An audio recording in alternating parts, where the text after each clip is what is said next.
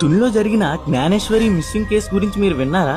అసలు ఆ పాప ఎక్కడికి వెళ్ళింది? జూన్ 6న కాకినాడ జిల్లా తుని మండలంలో తండ్రి జ్ఞానేశ్వరిని ఇంటి దగ్గర దింపి బయటకు వెళ్ళాడు. అయితే వెంటనే పాప కూడా వాళ్ళ నాన్న వెనకాలే వెళ్ళింది. వాళ్ళ ఇద్దరి మధ్యలో దూరం ఎక్కువ ఉండడం వల్ల నాన్న కూడా సరిగ్గా గమనించలేదు. అలా వెళ్లిన పాప అడవిలో తప్పిపోయి ఇప్పటికీ వారం రోజుల పైనే అయింది. ఇప్పటికీ తిరిగి రాలేదు. పోలీస్ టీం వారు తీవ్రంగా డ్రోన్ సెర్చ్ చేస్తున్నారు. ఆ పాప క్షేమంగా ఇంటికి రావాలని కోరుకుందాం.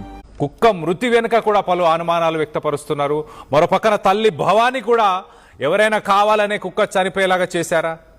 వాస్తవానికి మనం మాట్లాడుకుంటే జూన్ 6న పాప గల్లంతైనప్పటి నుంచి జూన్ 9న కుక్క